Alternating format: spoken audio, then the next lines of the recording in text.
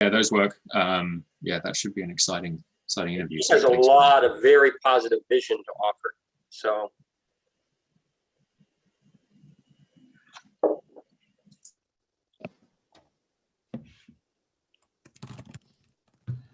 Positive vision to offer. So. Okay, you guys are now live on YouTube.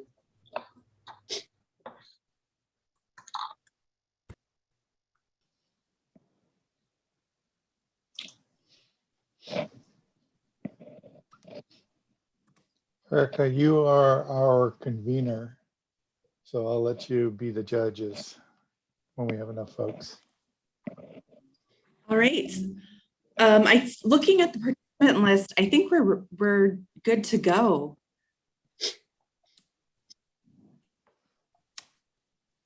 Yeah.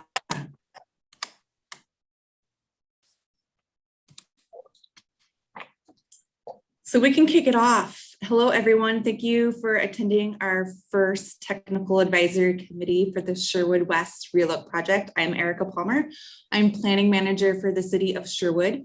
We do have our consultants on the line here from Angelo Planning Group that are helping us facilitate this project over the next 12 to 14 months.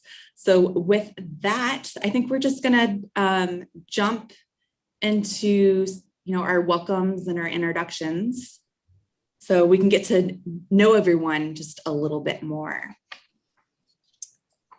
So with that, I think I'm just going to scroll down the participant screen here.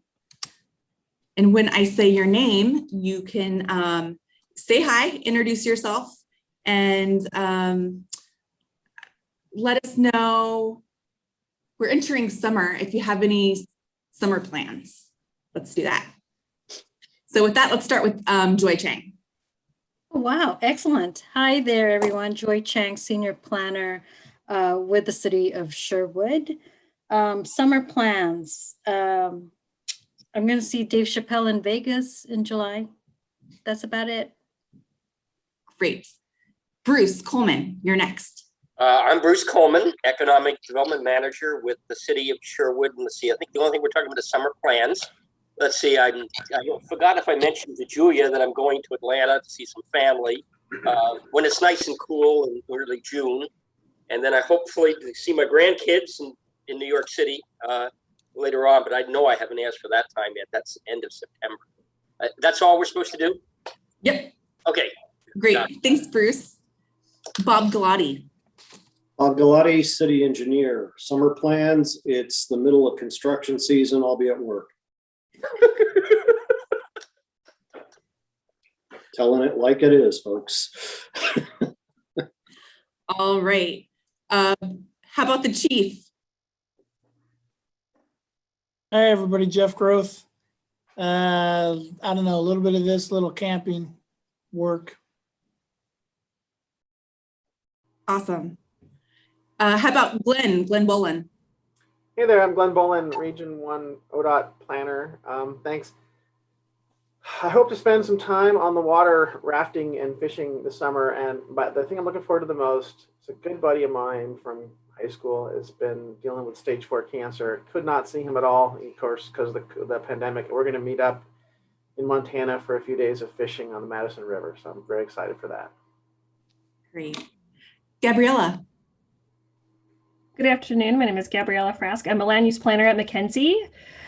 My summer plans include spending a lot of time in Welch's and in Wallowa Lake, but most excited to go fishing in Alaska this summer. Nice. How about Chris Faulkner? Hey everybody, Chris Faulkner. I'm a planner at Clean Water Services, and I'm looking forward to getting out and doing some fishing myself. Great. Jessica Pels. Hey everybody, Jessica Pels. I'm a planner with Washington County Long Range Planning. I think we're going to go camping quite a bit this summer, including 5 days up on, I think, Lake Pinderay is how you say it, in Sandpoint, Idaho area. Never been up to the Panhandle, but I hear it's beautiful. Julia.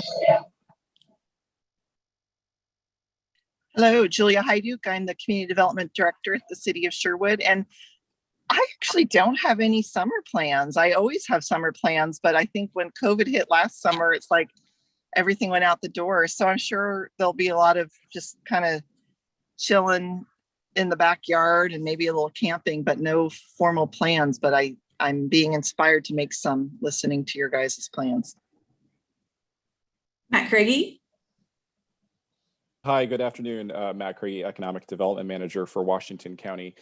In terms of summer plans, last year I had 2 awesome road trips fully booked and planned in February, and then I had to cancel them all. So I just didn't have the gumption to get summer plans together this year. So probably some family camping or something, but nothing big. How about Mike Weston? Of course, calling me when I leave. Now, Mike Weston, King City Manager.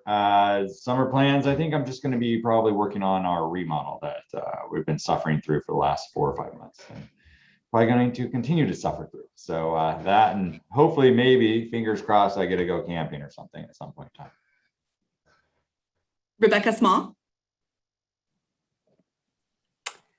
I'm Rebecca Small, Regional Planner with Metro, and this summer I'm going to go out to visit my husband's family and their dairy farm in rural Wisconsin.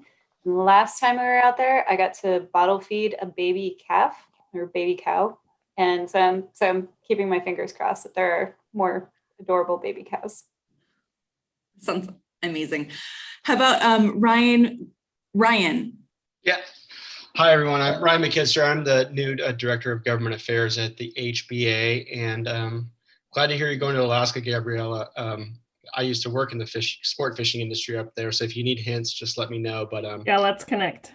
I'm really hoping to get up there for my annual fishing week with some friends on the Kenai. I need to fill my freezer. Tom Mooney.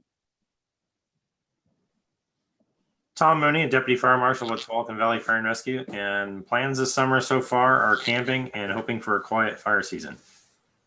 And I like your Zoom background there. Thanks. Kristen Schweitzer. Hi, I'm Kristen Schweitzer. I'm the Interim Assistant City Manager for Sherwood. And this summer, I hope to get over to Sun River for a few days and see family that I haven't seen in over a year. So my sister will be coming out from Nashville and have a little bit of a reunion. So looking forward to it. Great. How about Carl Springer? Hey there, I'm Carl Springer with DKS Associates. I don't think we really have plans, but I can assure you we'll be to the beach every now and again because I miss the beach. How about Sam? I'm Sam Brookham with Leland Consulting Group, part of the planning team here. And some of my summer plans are getting to Hawaii for a baby moon because my wife's due in September. So that's a little bit of freedom. And Kira? Kira Haggart, I am a planner with Angela Planning Group, and I'm actually making up for lost plans last summer by taking a month off and doing a cross-country road trip to visit some family in Massachusetts. Great. And then last but not least, I think is just Joe. Hi, everybody. Joe Dills, Angelo Planning Group. I'm the project manager for the consulting team, and I'm also the facilitator for both of the committees. So I look forward to working with everybody. And summer plans are basically weekend trips. The first one in June, be my first plane flight in over a year, going down to Concord, California to play music with my brother. Awesome. Did I miss anyone? I don't think I did. Good job, Erica. I think we covered everyone, which is great. Do you want me to pull up the PowerPoint now? Sure, that'd be great.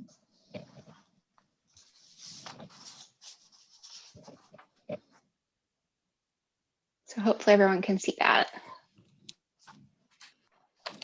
I think so. Okay, since we have a lot on our plates today with this meeting, I'm just going to give a quick project overview about Sherwood West. Next slide.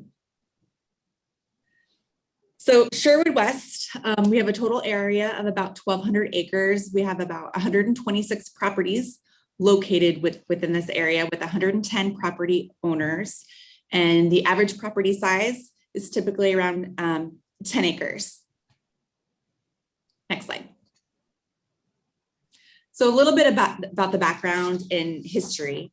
So Sherwood West is a designated urban reserve area. And as you all probably know, urban reserves are designated by Metro in coordination with cities and counties. And these areas are considered for addition to the region's urban growth boundary to meet regional growth needs for jobs and housing over the next 50 or so years. We in Sherwood, we often hear from our community, we need to keep Sherwood, Sherwood. But what does this actually mean? Well, it means that we need to grow in a way that preserves Sherwood's character and heritage. In the 2016 preliminary concept plan really did this. It focused on neighborhood scale, creating walkable neighborhoods, having access to open spaces and trails. It provided an opportunity to expand school facilities, because we all know Sherwood has an excellent school system. And then it really focused on neighborhood serving retail, where residents could walk to services. So why are we doing this relook now? We're in the middle of a comp plan update with new goals and policies. And those new goals and policies are really centered around, economic development and creating a better housing jobs balance within the city of Sherwood. Land uses have also changed in the area. As you know, we have a new high school. And then there are also new transportation plans. We have the Washington County's Urban Reserve Transportation Study. Next slide, and I'm going to have Joe actually just present this slide going over the project schedule.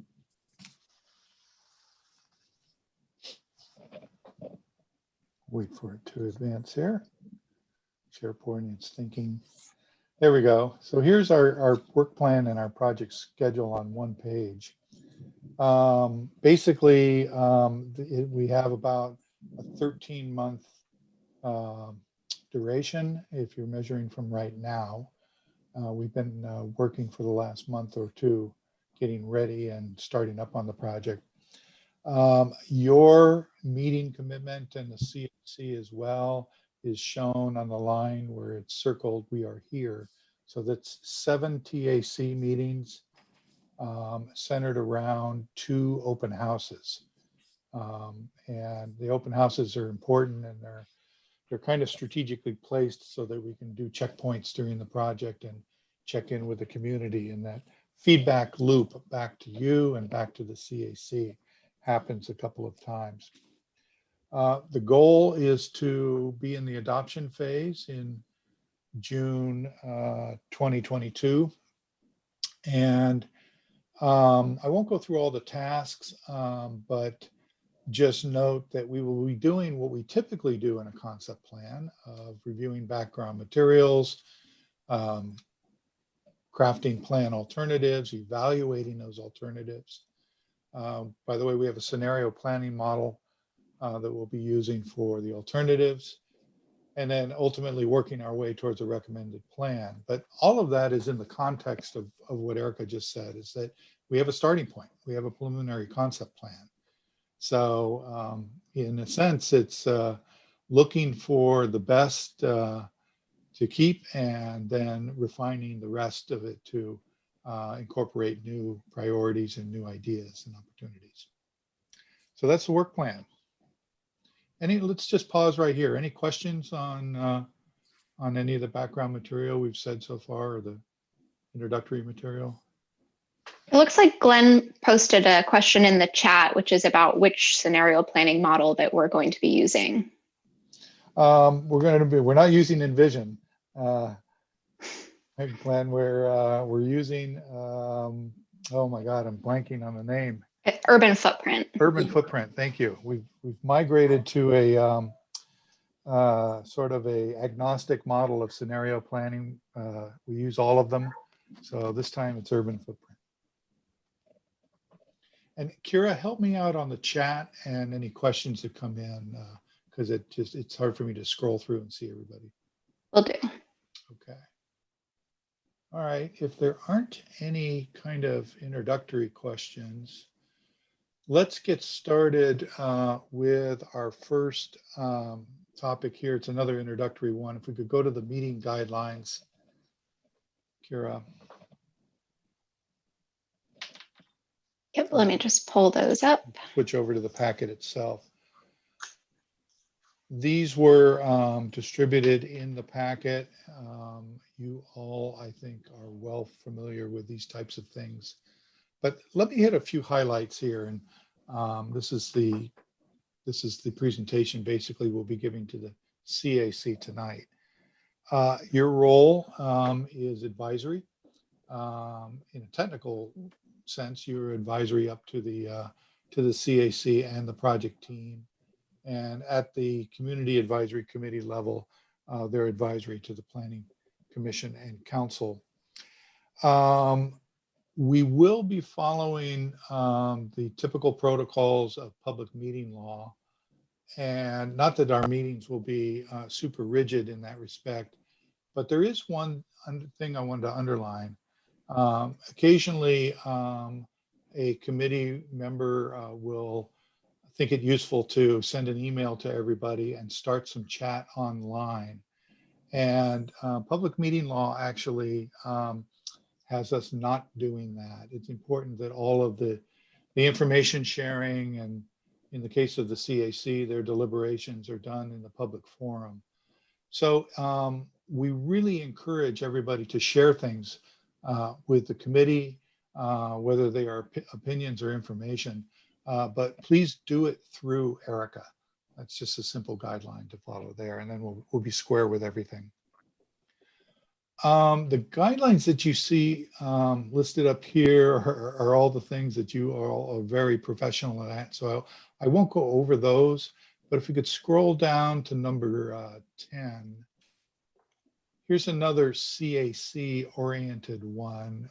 At the community advisory level, they will from time to time be making recommendations. It'll be an incremental process it's sort of a building blocks of the plan leading up to a recommendation to the Planning Commission. And so they have a few rules to do that. They'll be operating by consensus and they'll vote when they need to. What I wanted to point out for you is that we typically won't be doing that unless we need to. You'll see me doing straw polls if needed, just to kind of get the pulse of the group. Hey, should we put this road option here or put it over here after all the discussion we've had? Maybe we go forth with two options, that kind of thing. So the formality that you see in the meeting guidelines for recommendations won't be applied very often, but I wanted you to be aware of them happening up at the CAC level. So that's my overview. Let me pause once more, and any questions on the guidelines or maybe something additional that you'd like to suggest?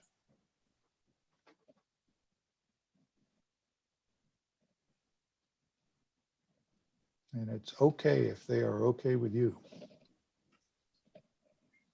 I'm not seeing anything. Kira, anybody got their hand up or otherwise? No? Nope. Okay. All right, off we go. So we now have our guidelines. So we have 3 topics on the agenda to get our background information going here: housing, development trends, and transportation. The framing that I wanted to do was that we decided to cover those topics in this first meeting as a prelude to more of the visioning and what are the opportunities for goals for the plan that will occur at your next meeting. So that's the backdrop. So with that, I'm going to pass it back over to Erica and talk about housing. Great, thank you, Joe. And before I jump in here, I do want to recognize that Craig Sheldon is on the line. Craig, do you just want to introduce yourself?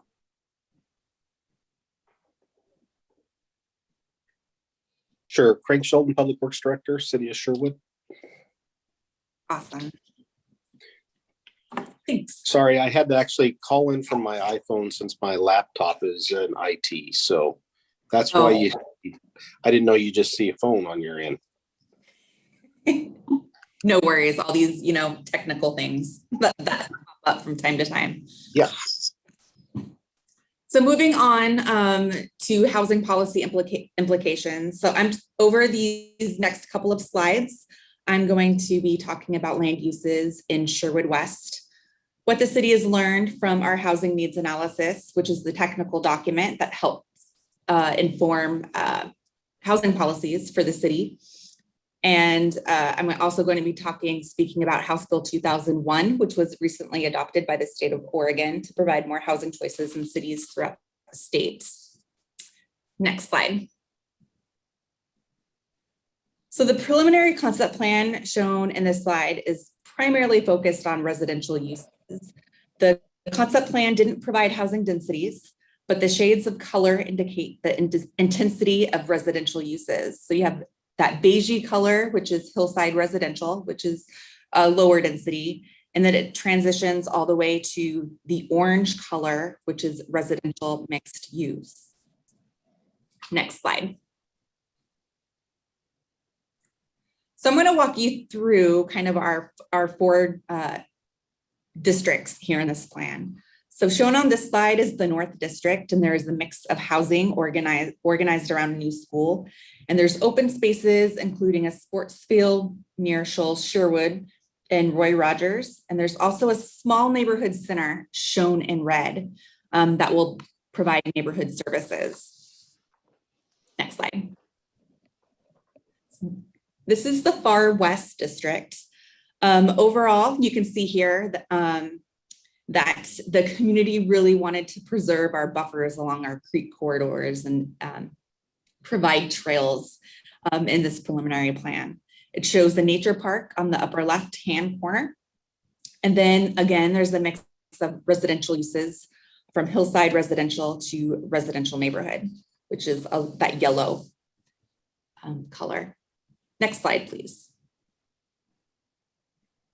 So the West District is framed by Elwert and Krieger roads, and there is the mix of housing organized around a new school.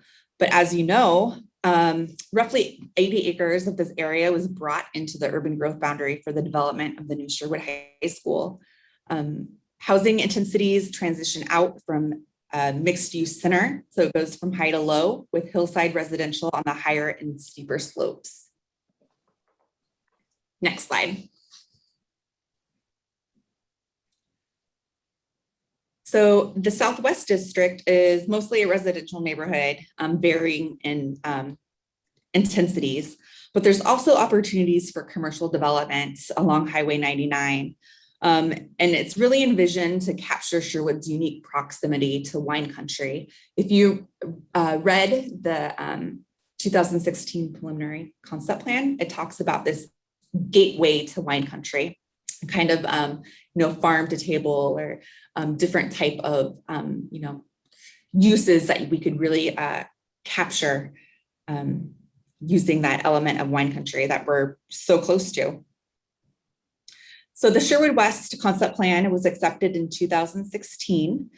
And of course, this was before we started to update our comprehensive plan. So the comprehensive plan, it really will help us guide future decisions about how growth will occur over the next 20 years. And as part of the comp plan update, we have updated our housing needs analysis to inform housing policies. Next slide, please. So a little bit of what we found out during our housing needs analysis.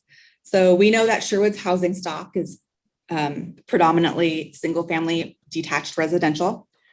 Our residents are aging, but Sherwood continues to attract younger families, and that's probably because we have such a good school system here in Sherwood. As the region grows more ethnically diverse, so does Sherwood, and the sales of housing here in Sherwood are higher than regional averages. Next slide. So over the next 20 years, Sherwood is projected to add over 1,700 new housing units. Sherwood, we have a deficit of land for housing in the community. Even if all of Brookman were to annex into the city, there's still a deficit of over 600 households. And we have a very limited supply of land for moderate to higher density family housing. Next slide. So moving on to our comprehensive plan update. We did a visioning process back in 2018, 2019, and this is really the vision that came out of that work for housing. So in 2040, Sherwood has a range of housing choices for a diversity of ages and income levels, providing community members the ability to live in Sherwood throughout all stages of life. Next slide. So we have 4 draft housing goals, or 3 housing goals in our comp plan, and we have a series of policies, and I think they're all listed in the technical background memo. I'm not going to go through all of them here, but really those goals and those policies will really drive future policy decisions to how Sherwood grows in the future. Next slide.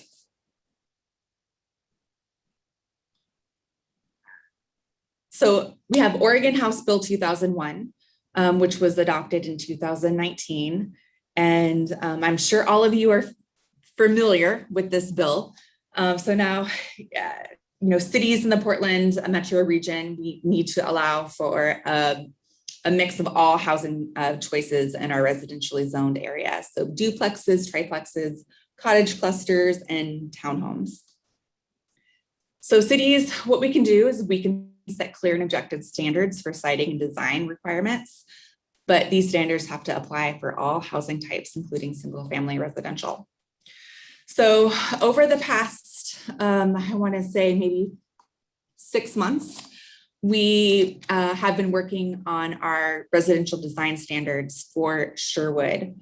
So most recently, we had just had a public open house in April and early May for the public to review these design standards.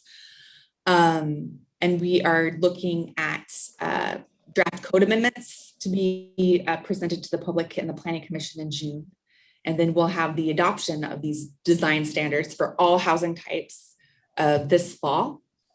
And then next spring is when we will bring in those additional housing types into the city of Sherwood's code. So we will be updating the code at that time to allow for triplexes and fourplexes and cottage clusters. I do want to mention when it comes to Sherwood West is considered a master planned area per the state rules. And when we plan for this area, we will need to accommodate infrastructure to up to 20 units per acre. But this doesn't necessarily mean that residential areas in Sherwood West will be planned for a density of 20 units per acre. We just have to accommodate for that infrastructure need. Next slide. So with that, I know that was a lot of information, and I know that there was a lot of information in the memo provided in your packet, but do you have any questions? So let's open it up around the committee to either of these questions or something else on your mind you might want to pose. Something about what you just heard. And then we're also kind of interested in what do you think is important for us to be thinking about in planning housing for Sherwood West? And once again, Kira, help me out with, you can go ahead and just speak up if you want to.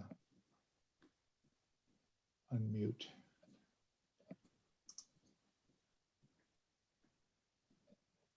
While everybody's thinking, I'm going to make an observation. The last thing that Erica said is important. The rules for implementing House Bill 2001 in master planned areas like this, they're new and untested. And we have, I think, a lot of the tailoring to Sherwood and the learning of the details to discover. I'm not quite sure. I know a lot about how to plan for and accommodate infrastructure if I know how many units are over here and over here and over here. If I don't know how many, because the allowance for housing variety is wide, we'll have to figure that out. And the whole character and structure of neighborhoods, I think, is also yet to be sort of figured out within that umbrella. So I'm forecasting something we're going to talk about. I don't have answers, but I want you to know there's a lot to talk about and learn about with the implementation of middle housing. Okay, so let's go back to any thoughts you guys have. Go ahead, Jessica. Thanks. I just had a question about the school district capacity. I know the school is new, but when it was built, my understanding it was built for the population within the urban growth boundary. Is it planned to accommodate all the new Sherwood West area, or will that need to be upsized? It is not. This is Julia. The school district, when they do their forecasting, they look at what's inside the UGB and what's likely to occur within the next 5 to 10 years. And we did not envision Sherwood West being fully within, in the UGB, even within 5 to 10 years. So their school capacity does not specifically account for that. It was designed to accommodate 2,400 students, which is, I think they're currently built at 2,000 to accommodate 2,000 students. So they have some room to do some expansions on that site, but their corridors and their common areas were designed to accommodate 2,400 students. So they have a little bit of room to grow, but it's not specifically built to accommodate the growth of Sherwood West. Julia, what do we know about elementary school planning to accommodate school kids in Sherwood West? Kind of the same. When we did the original concept plan, there was a school identified in that area, which is now a high school. I think it was originally envisioned to be an elementary school. Obviously they are going to need to be a part of this discussion and make sure that we're coordinating with them, but I'm not aware of any specific planning that they're doing for Sherwood West outside of what we're doing.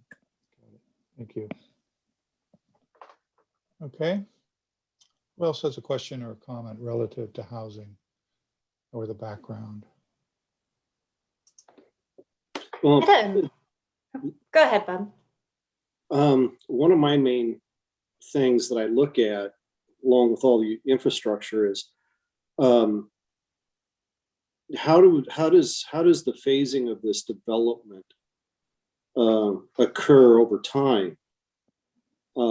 Yeah, we might say that this area that we want to do development in is a high priority, and we may get a lot of the community support for that, but it may be out of sequence with the ability to provide services to that area. I think that needs to be taken into account relative to where the infrastructure comes from. And that's water, sanitary, storm, and transportation all taken into account. How does that get there, and how does that drive development areas as being feasible or not? Overall, the housing needs and everything like that, that's doable, but how do we coordinate all that so that the development occurs in sequence and not out of sequence, which creates more problems? Mm-hmm.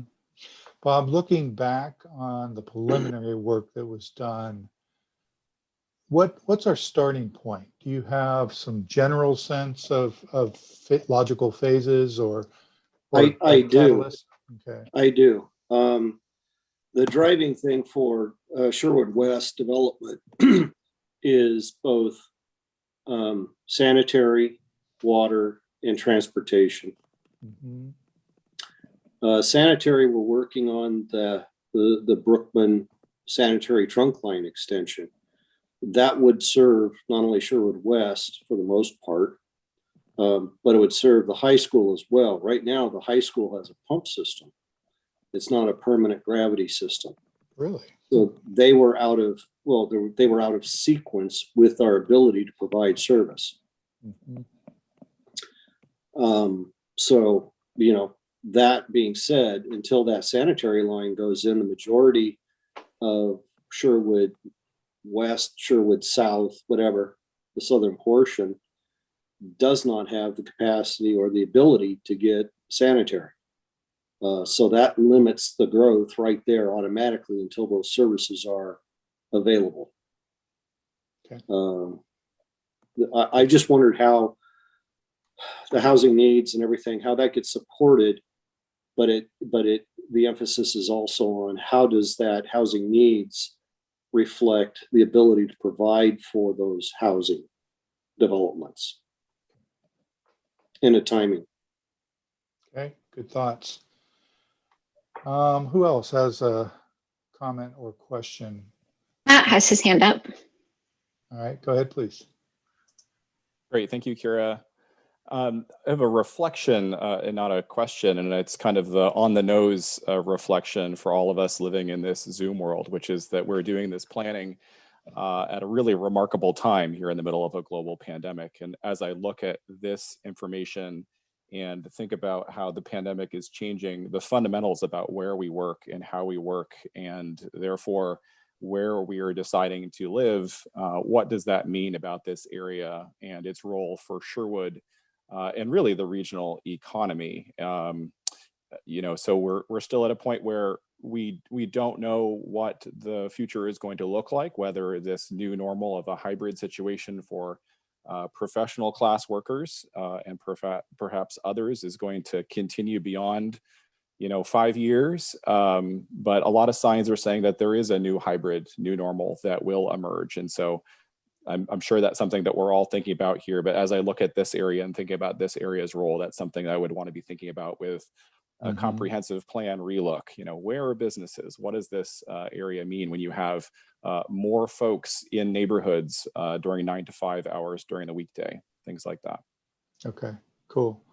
Matt, good to see you in your new role. By the way. Thank you, Joe. Good to see you. Yeah. Glenn, build on your comment in the chat. I think I can guess, but why will So I just don't know what Matt's saying. You know, you take, as Erica was describing, you know, good neighborhoods, great schools. You don't have to make the sacrifice to, you know, you can live in Sherwood and you can have a job in Salem and Portland or Vancouver or wherever, right? So it's, I think cities such as Sherwood are situated really well for, I would say, faster growth in the professional class because of the city and town amenities they can provide without the trade-offs of the long commute that would have been the issue before. Okay. Others? Comments about housing and how it might intersect with your particular area of expertise? Might make a quick, maybe not a question, maybe so much as just a general comment and something that I hope we can keep on our radar. I definitely agree with Glenn. I think that Sherwood is ideally situated for remote work for younger families that want to take advantage of the good schools. I noticed in the beginning of the presentation, we also talked about an aging population in Sherwood, and I saw from some of the packet materials that we're dealing with a bit of elevation, some significant elevation. I was talking with some folks from AARP earlier this week, and one of their kind of consistent concerns is that we're not thinking of accessibility for people with disabilities, but also just populations as we age. And so I'm just wondering if that's something we can just kind of put on the radar as something to keep in mind, that we will have people with different levels of abilities, and to try to, as we're making plans for the infrastructure and the types of housing, if we can keep that population, especially in mind, it's going to affect all of us someday. So make sure we've all got a nice, safe place to go that's easy to get to. Boy, that reminds me of something. Can you back up to one of the maps, Kira? Yeah, which one? Go to one that shows the entire study area. We're doing fine on time, so we'll take a little sidebar here. So we haven't studied this for very long so far, but Rebecca, your comment points out a fundamental topographic reality here is that when you go from Highway 99 west, you're going uphill fundamentally. And so for the reasons that you cited, ease of access and being able to get around the area, my first impression is that the north-south connections are going to be super critical so that you can get from, say, up by the big green area there where the creek is and Edie Road all the way south to the south end relatively easy. And connecting to your comment, it's because it's relatively flat. It's not a pancake, but there's a physical connection to the community need that you just mentioned. Okay, other comments, ideas, housing related things? Yeah, Joe, I put my hand up. Yeah. Not as much housing related, but land use for sure. There's starting to be more discussion about the they're calling like micro fulfillment centers. I don't know if this reflects to within this area specifically or nearby, but we're seeing it's more common in Europe, right, where you can't run a big truck through town. You drop it at the outside and you make small trucks. But with the pandemic, goods distribution has changed for the retail consumer, the home delivery kind of thing, where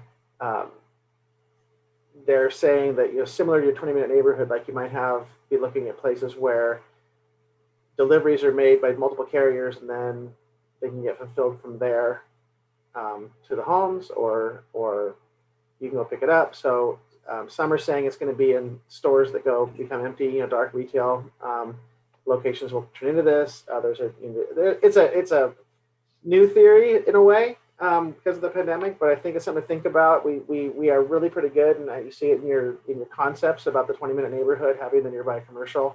But I think now we're all similar to the way we used to have garbage trucks on the street every day. Now we're looking at FedEx, UPS trucks on our streets every day. And so hey, we've got a clean slate. Maybe we can start thinking about this non-typically industrial use that might need to be a little closer to our homes so that we can have pickup places, or we can have deliveries that don't have as many trucks going back and forth. And obviously from an ODOT perspective, less delivery trucks getting those 99 crossings are a good thing as well. Interesting. Cool. Okay. All right. Anything else before we move on? Bruce just made a comment in the chat that some of the people who have looked at this area have actually suggested micro fulfillment, which is great. So right on target. Okay. Good. All right. Then taking a look at Gabriella's comment. Good. Okay. Let's move on then, and we can mix housing thoughts into the next topic if we need to. So development trends, this is the background material to get us ready to talk about economic opportunities. So Sam, over to you. Thanks, Joe. Yeah, and I think if everybody's had a chance to review the memo that is accompanies, what we're really talking about here is development trends and the implications. So we had a chance to review a couple of city documents, including the employment opportunities analysis that wasn't adopted but was done in 2018, as well as the HNA that we took a economic development perspective from as well. So if you go to the next slide, I think Erica may have a couple of notes just about what this is from a policy implication standpoint. Erica.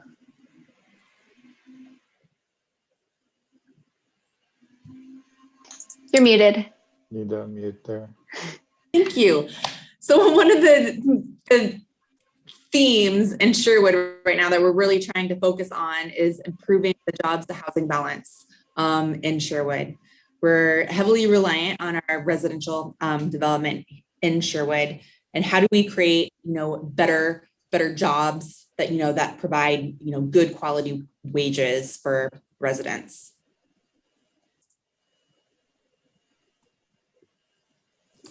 Okay, so next slide, and I'll take back the reins. So really, what we're talking about in terms of the research we did for this development trends memo was really just to explore the things that impact future development prospects in Sherwood West. So taking a regional and citywide perspective, looking at some of the planning documents, as I said, the HNA and the EOA, using these as a baseline to explore related trends, but also taking a fresh look at them from an economic development perspective. And then also looking at the current land use, transportation, and development conditions that impact the greater Sherwood area. So we can really just build on those in our next memo, and I'll mention that in the next slide. So our next memo is specifically, it's called the Economic Opportunities and Constraints Memo. What that will do is provide more specific information about the assets, the opportunities, the constraints, the economic development strategies, options for long-term job growth, and recommended uses in Sherwood West. And as you may have heard Bruce mention right at the start, we've been scheduling stakeholder interviews with a number of folks that can really give us a nuanced perspective on all things sort of economic development. So some of the major groups we're talking to are developers that may have projects or prospects in and around Sherwood, primarily the Tonquin employment area. Some of the brokers that can speak to some of the retail and the and maybe office as well. And also we're talking to the economic development agency partners. So Business Oregon, the county, talking to other folks with Metro, for example, who can maybe take those more regional trends and identify what they're seeing for Sherwood. And also then industry experts. So we're going to be talking to the wine industry, a couple of folks in the hotel industry as well, to see if there are some more nuanced opportunities that we can dive into in this next step. So next slide. So I wanted to just highlight a few things that we thought were pretty interesting in the economic opportunities analysis in 2018 that was done in 2018. So obviously this is focusing on a 20-year land need, looking at the economic patterns, strengths and deficiencies as they relate to state and national trends. So what we noticed, the things that ring true through to today is really a regional demand for large industrial sites, but contrast that with a relatively limited supply in Sherwood and regionally for that matter. And then some of the nearby residential growth, what that might mean for demand for amenities, services, and jobs. And so some of the opportunities there for Sherwood West might be quite apparent. We also saw that Sherwood is reliant on some of the new annexation areas, and we'll speak to that in a little bit, to meet some of the industrial land needs as well. And finally, as the EOA talks about supply and demand factors and land needs, it identified a deficit of commercial land based on the projected employment and residential growth going forwards over the next 20 years, but a surplus of industrial land. And I think it's important to note here that perhaps this might be overstated given the potential investment in the Tonquin employment area that I'll get to in a second. Next slide, please. So looking at it from a regional perspective, really Sherwood West, I think as the team mentioned earlier on in this presentation, well, we're one of many sort of expansion areas or major growth areas in the Southwest Metro. So looking at it from a economic development perspective and a market perspective, some of these nearby areas, namely Tigard, River Terrace, Beaverton, Cooper Mountain, and King City West, may be some of the primary competition as it pertains to sort of new development. We understand that they're going to be primarily residential with some commercial and employment development. So as Sherwood West develops, there may be increasing opportunities for it to be a sort of a regional hub or sub-regional hub for employment. But as far as capitalizing and capturing consumer demand for retail services may not be so strong, but it's just important to identify some of these dynamics that might arise over the next 20 years as these areas build out as well. Next slide, please. So shifting gears to just looking at citywide development trends here, you'll notice the first thing that stands out here is the big yellow bar chart colors. That indicates single family residential construction, and this is all normalized to square feet of building area. So basically all it's saying is there was a lot of single family development built citywide between the mid-90s through to basically the Great Recession, starting in 2007. And that was the predominant development type. In terms of multifamily construction, it's been limited but consistent over the past 3 decades as well. But I think the key takeaway from this graph is that while Sherwood has historically been a haven for single family construction, we're now seeing a greater diversity of land uses getting built, particularly those that are sort of more oriented to employment growth. So namely industrial, retail, hotel to a lesser extent. And when you start looking at the numbers by industry or land use sector, about 2/5 of Sherwood's industrial and retail inventory has been built in the last 10 years. So there's clearly continuing and renewed interest in Sherwood from a development perspective. And also from a hospitality perspective, because one of Sherwood's only hotels was built last year as well. So these are the things that I think serve as an important baseline understanding of where sort of development is going, and we'll be digging into that in the next month or so to identify specific opportunities and what that might mean. So next slide, please. So I promised we'd get into the Tonquin employment area. And so as Sherwood's primary area for industrial development, the Tonquin employment area, which is in the northeast of the city, I'm sure everybody knows that on this call, but we've got 200 acres here, and it was, I think the concept plan, correct me if I'm wrong, was completed and adopted in 2010. And since that time, about half or more than half of the land within the area has been annexed. It's still largely vacant. The land is vacant developable parcels, and there's been only one project that's really under construction right now. However, that really doesn't tell the whole story. And you can see on the second bullet there, 72 acres have some level of development interest. And this is information that we garnered based on conversations we've had with the city. And really most of these sites that have been accounted for largely are the large developable sites that are more than 10 acres and in some places almost 50 acres. So the one that's under construction is in the northeast, and then there's the state-of-the-art water treatment plant on 20 or so acres of that 45.8 acre parcel immediately to the south. So despite the EOA identifying a surplus of industrial land, that seems to be mainly due to the lack of development or investment interest in Tonquin at the time. So now, rightly, there's a concern about the availability of employment lands in the city. I think it's realistic to say that if the rate of development increases as expected beyond what was forecast in the EOA, there will be a shortage of appropriate sites, particularly sites that are in excess of 10 acres. So there are certainly opportunities there from an industrial and an employment perspective for Sherwood West.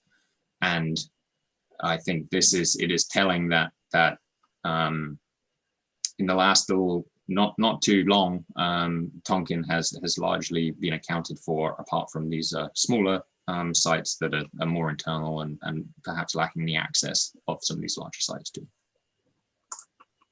Next slide, please. So just to sort of sum things up quickly, as I've mentioned, there is potentially a shortage of land for employment citywide, so that's certainly an opportunity, particularly large developable sites. So there's few large developable sites except in the Tonquin and Brookman areas, but obviously, as I've just mentioned, many of these are accounted for, particularly in Tonquin. So the regional demand for employment, large employment sites will start exploring that perhaps with some of the economic development partners that we'll be speaking to, and in some of our other work that's coming up. And I think in keeping with everything that Matt and Glenn and others have said about emerging trends in office and industrial sectors, certainly, whether it's hub and spoke or remote working or the hybrid new normal or e-commerce and micro fulfillment centers, there are things happening at a rapid pace that can be seen as major opportunities for Sherwood West. So in the past, while we might have looked at Sherwood West as potentially isolated and having some locational challenges for economic development, those things may be mitigated by some of these new trends and some of the major transportation investments that are happening in the region as well. And then lastly, there is strong demand for all residential types. We know that our scope isn't necessarily to look at residential, but I wanted to mention it from an economic development perspective. It will drive demand for retail services. There is potentially opportunity to capture some of that growth in the form of new jobs in the area. So I think that's all I had. So we're going to pause for questions here. It looks like we actually got one in the chat already from Glenn, who had a clarification. He said the recollection from eating the EOA is that commercial demand is for job lands as opposed to retail. Is that correct, Sam? Yeah, and that's correct. I think it takes a larger perspective, right? So I think it's both of those things. I mean, commercial is office, but also retail. I think that's probably just a clarification that we'll be sure to make going forwards. I think people hear commercial or retail and they think other things. Yeah. Okay. Let's open it up. What questions do you have about what was heard, and what do you think is important about planning for economic growth in this area? I have a question for Sam. Sam, this is Gabriella from McKinsey. One of my roles as part of this TAC, I'm representing NAP, which is the Industrial and Office organization. And I'm really surprised to hear you say that that UA showed a surplus of land. And I was wondering, outside of the TEA, is there more land that's included in that surplus somewhere else in the city? Because in that graphic that you showed with the gray areas or the gray lots, there's maybe only 80 acres there, and they're really small. Yeah, they're really small. They're bisected by power lines, and you have to aggregate, and there's right away. So those are really small industrial building opportunities. So I was just wondering where that surplus is coming from. Yeah, that's exactly right. And I mean, back in 2018, I think the EOA that it wasn't adopted, it should be noted. And I think for some of the above reasons, but that surplus was coming from these 200 acres of in the Tonquin employment area. I don't think there was, correct me if I'm wrong, Erica, but I don't think that any of these parcels were considered accounted for in that EOA, and a lot of when you dig into the land that's outside of the TEA, a lot of the land that they are talking about is are small parcels, less than 5 acres or smaller. So when you take all of those things and total them, what you're looking at was a decent amount of land in total, but in aggregate, but independently and separate. There weren't large scale opportunities for new development. And I know Bruce has a lot to say about this, and I think he's just made a comment as well. Yeah, Bruce, go ahead and kind of flesh out your comment for everybody about the other sites. Okay, I got it. So yeah, we are seeing most of the realistically developable land in the TEA under significant development interest by harsh investments. They have 60 acres that they're going to be submitting a 900,000 square foot application for. They say in a week. So that's going to account for that. We already have the 50 acres or so, a little less than that Trammell Crow is doing. We're certainly seeing Trammell interested in some other properties on the far south end by Tonquin Road. They're actively pursuing. The properties in the middle are going to be very, very challenging. They have the BPA over it. They have the PGE, all these initials, and they're going to be very, very tough to develop. So then that pretty much is going to be finishing out over phases. And I would say, I mean, you know more about the market than I do, but I would say that I think we're going to see a lot of activity there within the next 5 years, and it's really going to be spoken for. The other lands that are industrially zoned in the city, most of them, some of them I've discovered recently, not only are they small, but some of them I've discovered recently don't seem to have any more than 300 amps of power to an industrial park, a site that I'm aware of. We're working with a company on. And so you have the very few remaining parcels in Sherwood that are industrially zoned are really, they're really going to be very difficult to develop. And they're going to be limited amounts of development that's going to occur. And there is a need for larger sites to be created, as national site selectors have told us repeatedly as they look at the greater Portland market. So I don't know if that's of any help. Okay. Other thoughts on employment trends, issues of importance for us to be aware of? Maybe I can just build off of what Bruce said in terms of trends.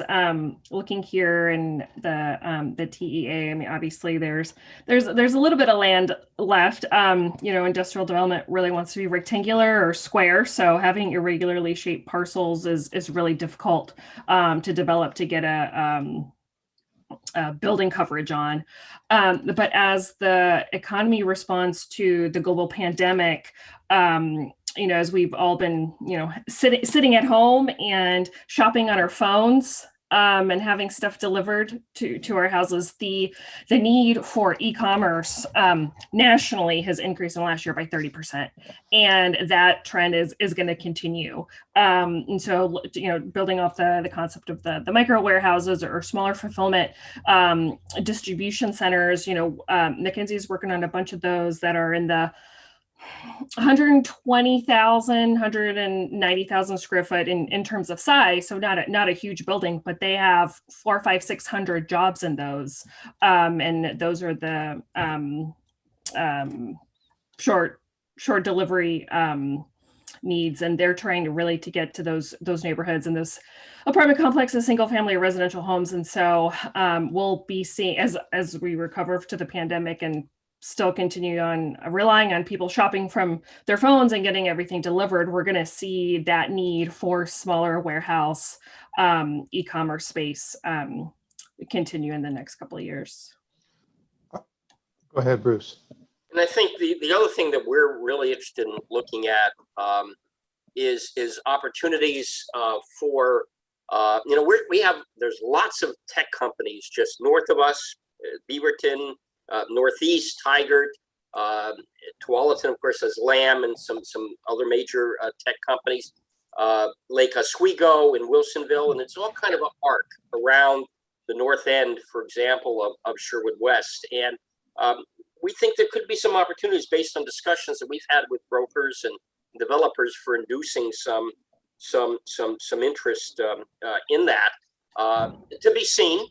It's still early in the process, but that's something that we really are very interested in exploring through this process.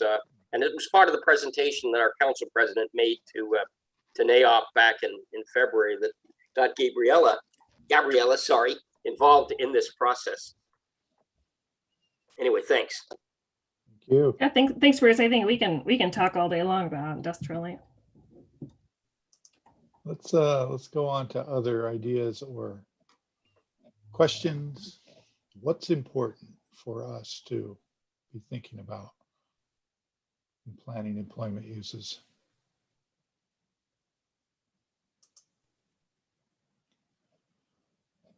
Is this general area of Sherwood over retailed? Anybody know that? A casual look at Six Corners, and it is quite a collective set of basically neighborhood scale shopping centers. I don't know if it's over retailed. I mean, we don't have a lot of vacancy, so I don't know that I would say it's over retailed. There seems to be a demand for it. I will say that one of the things that we realized through our EOA is that while our community, and I think I've said this before, so people may have heard this many times, but while our community, our average income of residents is above average, our average income of people who work in the city is way below average. And so one of the things that we have identified in our comprehensive plan is to try to raise our wages. And so certainly having that much retail is more of a lower wage industry. And so that doesn't help us. So I don't know if that's really answering your question, but we would like to not just be a retail city. We want to be a good paying job city. Yeah, no, helpful. And what you said about not a lot of vacancies, the tenancy is strong. That's a good sign for the economy and reflects the incomes, I think, to a certain extent. Bruce, let's go to yours, and then I want to pick up a little bit on the chat that just came through. Oh, sorry, I didn't see that. But that's all right. Let's take yours quickly. So I think and we're going to certainly learn more about it when we meet with one of the wineries next week. But I think there's some interesting potential for perhaps not just wine resorts and other things like that in certain areas, but also maybe for some very unique, specialized wine industry related retail. And I think that may have been what Erica could have been talking about in the very beginning. But I think they're, including white tablecloth restaurants. I mean, nobody wants to talk about restaurants now, but white tablecloth restaurants, some boutique hotels. That's something that the Bollinger family, when they were here in town, talked about the other day, coming from France, and from what our mayor told us. So I think there's going to be some types of unique destination retail that could make some sense and could draw from not only regional visitors, from the greater Portland area, but also international and domestic visitors to the wine country. And so I think that should be looked at. Okay. Rebecca is asking several related questions here. For those of you that aren't looking at the chat, it says from the comments, it sounds like this industrial land is undesirable. I'm assuming you're referring to like the Tonquin area for industrial development. I guess first question, just to check in, Rebecca, what area are you referring to? Oh, just the smaller parcels that were described as fragmented and having inadequate utility connections.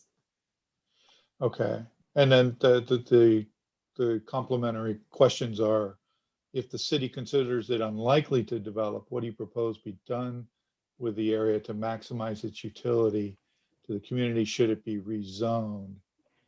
And I'll just offer a thought. I think the Tonquin employment area, the concept is fairly broad for usage. and readying the land for a variety of employment type uses, not specifically industrial.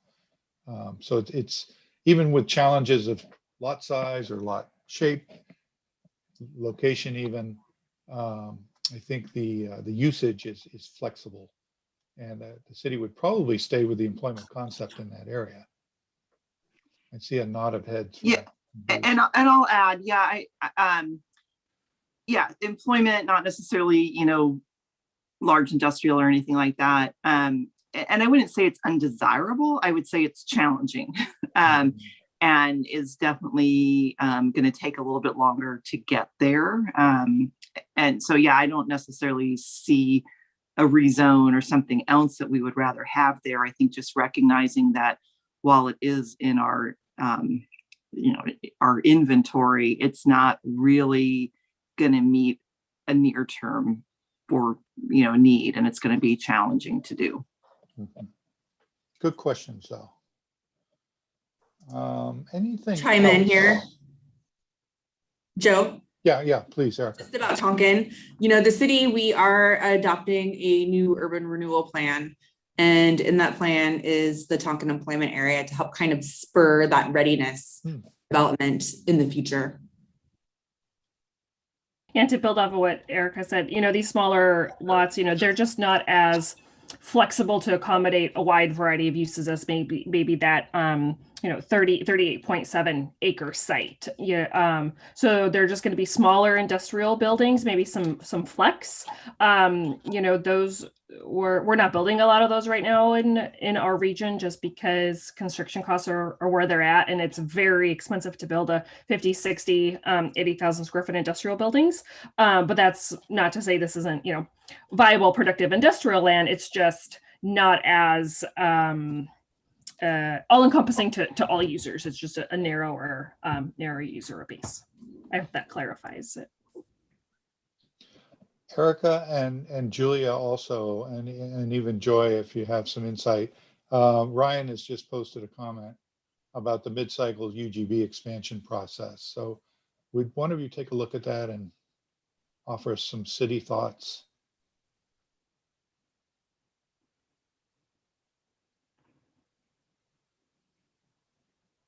Yeah, I can offer some thoughts. I think the deadline is in mid-December this upcoming year. I think we're going to have a conversation with, you know, council within the next couple of months to decide whether or not we want to move forward with an ask and what that ask would actually look like, especially in regards to Sherwood West and how we are progressing with this update. Yeah, and maybe side note to the TAC and the team is, if there is the ask and the direction from council's yes, we'll have to be flexible in kind of our work planning here. Okay. All right. Any last questions or words of wisdom on employment trends and opportunities? Okay, let's go to transportation. Carl, take us Thanks, through. Joe. Take us through this, please.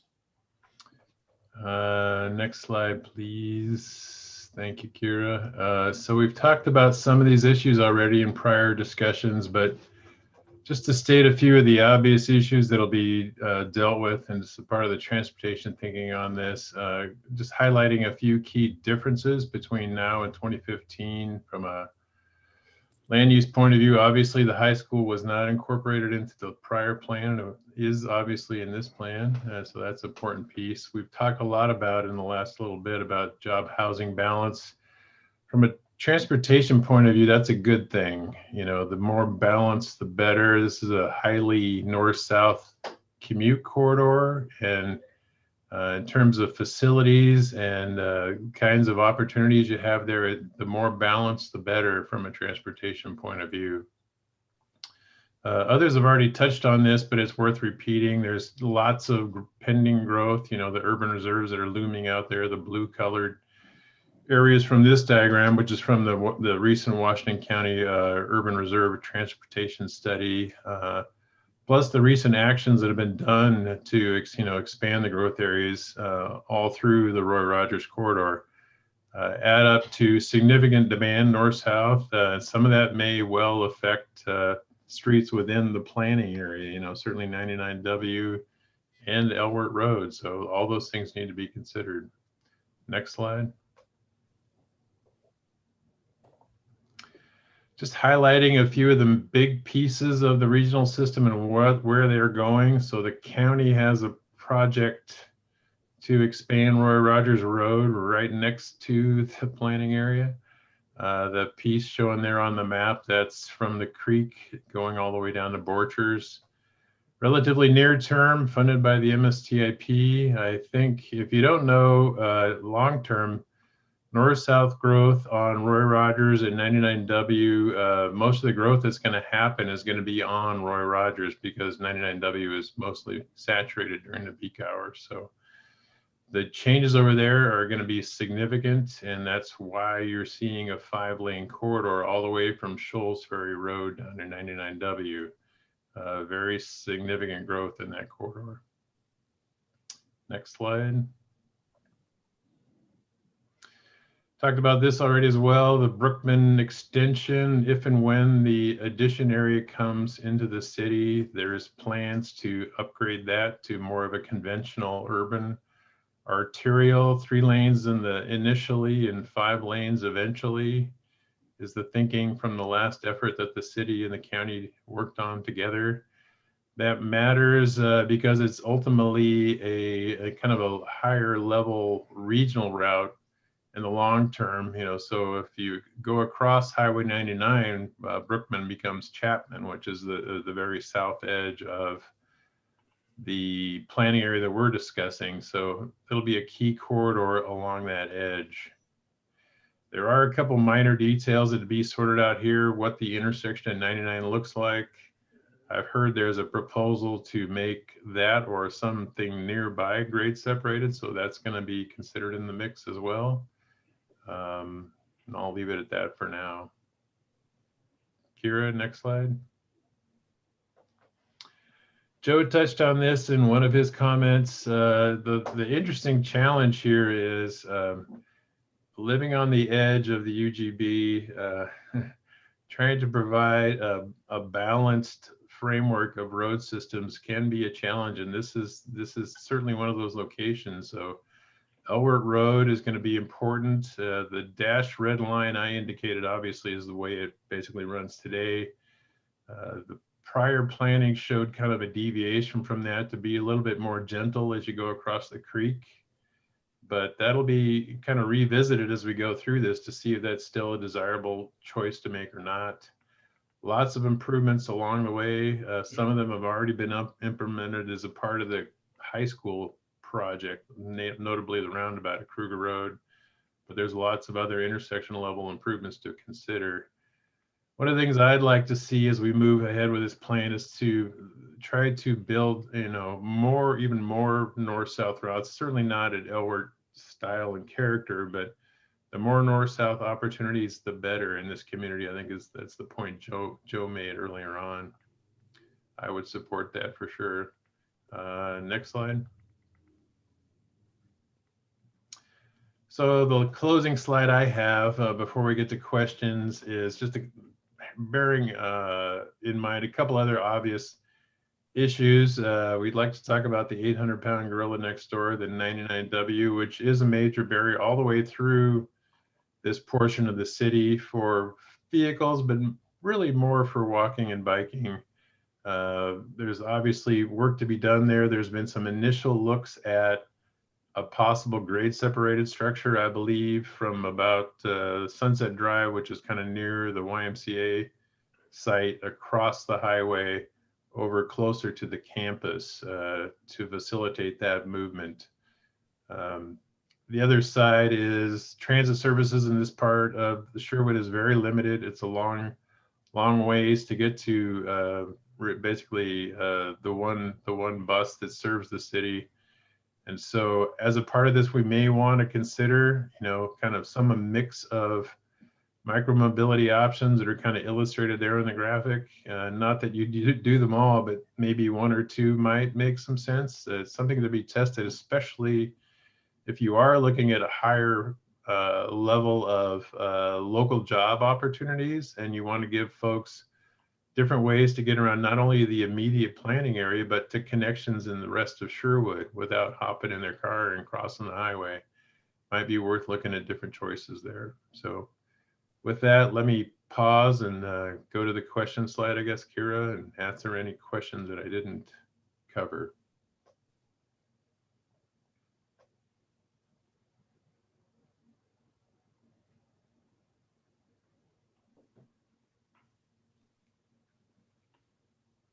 You're muted, Joe. Glenn, what's important to you about the from the state perspective about this particular concept plan? I caught you at the wrong moment. Sorry. And you're gonna need to unmute to answer my question. Thanks. Yeah, it's having a little bit of snack there. Okay. Well, so this is a state level highway from here.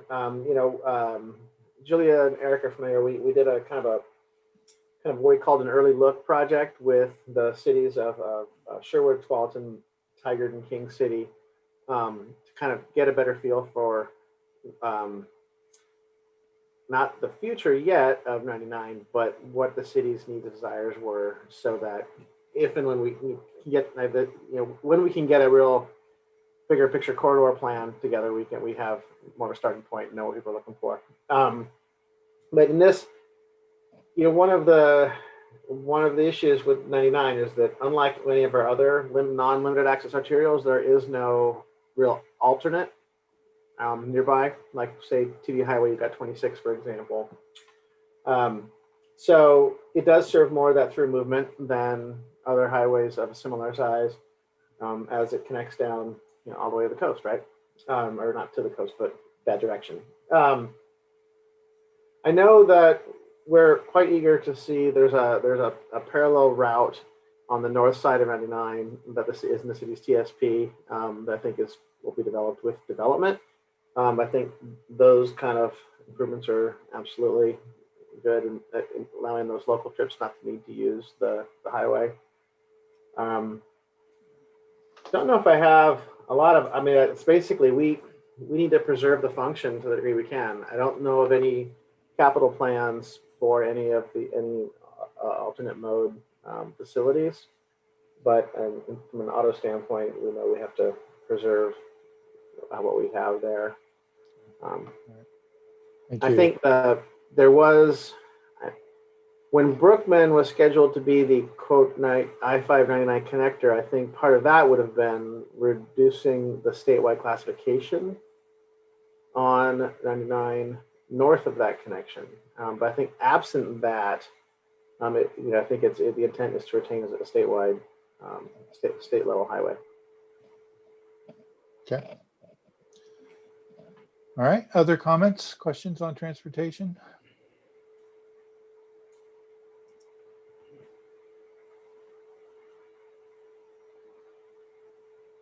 We had some chat regarding the Brookman map. Yes, we will update that.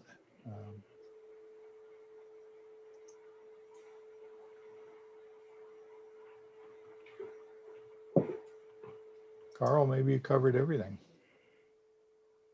Ta-da!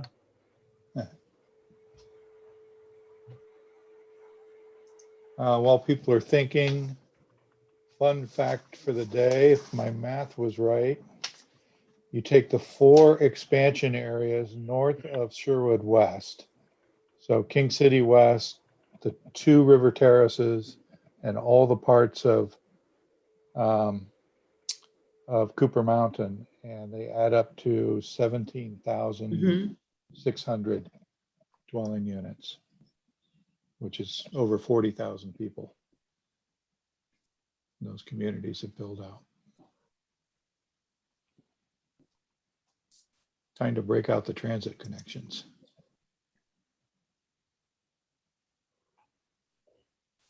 So Yeah, I'm, Carl was, oh, sorry, Erica, go ahead. no, go ahead. I'm just gonna ask Carl, I don't know what TriMet's future plans are, but they don't have anything right now running by Rogers, do they?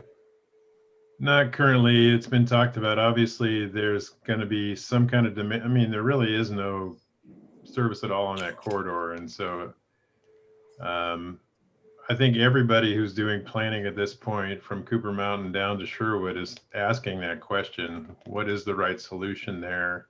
What can we really count on to get where they needed to go? Because it's historically, it's really been a throughway, right? You're trying to get, commuters to job centers in Beaverton, Hillsborough, but that'll be changing over time here. Well, yeah, I see in the other expansion areas, I know in Beaverton, they've got some 40 to the acre developments. And without transit nearby, you don't get the benefit of the lower trip generation you get normally from 40 unit acre development. Yep. Okay. This is the shortest transportation agenda item I've ever experienced. Actually, I'm going to bring up just one more topic. I know that with the 2016 plan, there were two options for transportation with Elwert, along the Elwert corridor. One option had Elwert going straight. Another option was more to serve, the neighborhoods in the area with the roundabout. Thing I think was Chicken Creek. So I think as we move through this process, we're going to have to kind of explore or nail down an option for the community that's going to work the best. So we may have, some additional conversations with Washington County on those issues. Yep. Actually, now that you say that, Erica, I was going to ask about the parallel route that I know that Bob had talked about before within Sherwood West. That's right. Bob, are you still on the line here? I'm still on the line trying to raise my hand here, and I can't seem to find the raise the hand bit. I just didn't feel like jumping in. Here's what I heard under the original concept plan that the local residents had concern with was that Elwert would be turned into a truck route, a state truck route, similar to Washington to Highway 99. And then basically what you're dealing with is a section of the community that is isolated from the rest of the community, not by one, but by two major roads, being Highway 99 and then Elwert. And that what I proposed was, okay, if you wanted something different, what would it look like? And what are the costs associated with either option of either relocating the main route, keeping it in the same place, but generally speaking, trying to make it such that it isn't a truck route. It could still operate as a commuter route for, general vehicle connections, but not a truck transport route to avoid Highway 99 and all the intersections along Highway 99. So that was the two, where the two options came from. And then it was a matter of, okay, generally speaking, which is cheaper? What are the pros and cons of each one? And how does that all come out?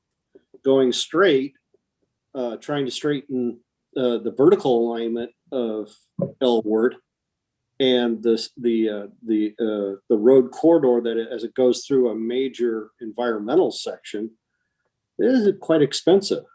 And then compare that with, well, is there another route that we could sort of avoid the environmental issues while still not impacting too much of the traffic, but make it feel more amenable to the local traffic people, the local residents who would be building in the area to make it feel more comfortable. That's similar to like Sunset. Sunset's a major roadway for the city. It carries a lot of traffic, but it doesn't feel like that. It has the I don't know, it has that personality associated with it that makes people feel good even to be driving along it, walking along it, bicycling along it, but it still carries a lot of traffic. So that's the reason why that came up.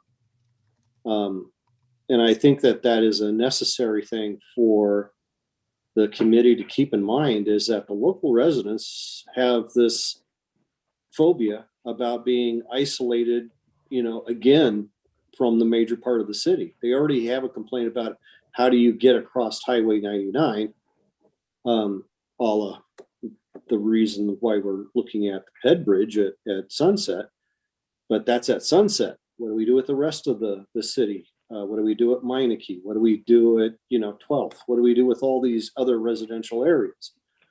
And if you throw another major roadway, Elward, turn it into another major north-south connector, arterial, how are people going to get across that? Are they going to feel even more isolated? Does that fit in with the city's goals, what the citizens want for connectivity?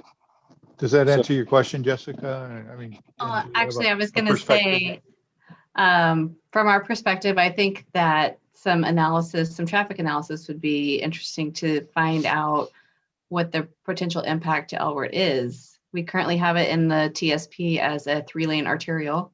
Right. And so I think the question is a 3-lane arterial going to be sufficient if it's the only north-south road through there? Or are we going to need, I mean, at least one, probably, I can't tell the spacing in there from the drawing, but probably at least another collector parallel going north-south, like is shown in this picture, at least through that, the west area. I can't remember what it's called, that segment there. Yeah, and but just to ensure that the 3-lane scenario is going to be sufficient. And then of course the county is doing a complete streets design update. So we are looking at a lot more context sensitive design solutions with bike facilities and things like that.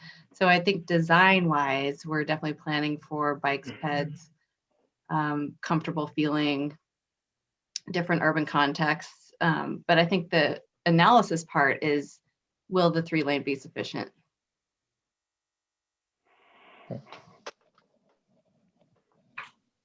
Okay, good. Other Joyce had her hand up for a little bit. Joy, please. Excellent, thank you. So tied to that, I just wanted to point out the importance of active transportation.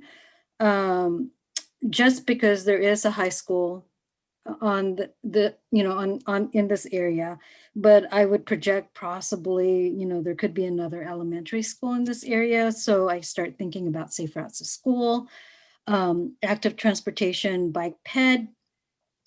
In addition to that, I also start thinking about trails, because the refuge is just is adjacent to the northern segment there. And I know that there's a seasonal access point off of Roy Rogers at Chicken Creek. And I've been involved with a subgroup that's tying Tigard, King City, Sherwood, just to try to create a better flow regionally for active transportation. So, just taking all that in consideration when we're planning this area. Okay, good.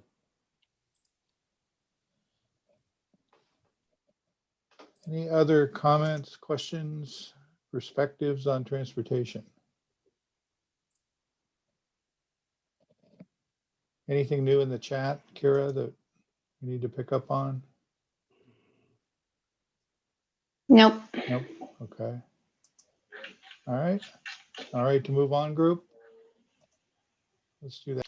Our wrap-up slides are next. Did we get any public comments in, Erica, to share with the committee? We did not. Okay. Let's go to the next slide. So a little look ahead. The save the date here that I think went out today for your next meeting is Wednesday, June 23rd. In that we will, I'm going to take them in reverse order, get the next Leland Consulting Group memo which will be economic opportunities. So we heard about trends and background and learning the area today, but dial in more to what's the future and what opportunities should we craft into some of the plan alternatives that will be developed. And then we'll have a visioning kind of discussion looking into the future. What is success for this area? And that feedback will be used for us to start to put together criteria to be used in alternatives work. And then we'll have a public engagement plan in the packet that will describe all that for you. And then there'll be all the way to August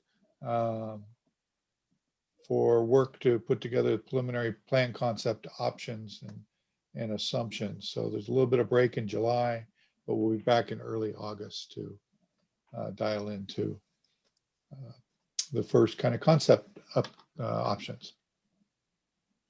Okay. Erica, any last words from you on something I might have missed or next steps? I can't really think of anything, and except for upward and onward, with this project. Yeah.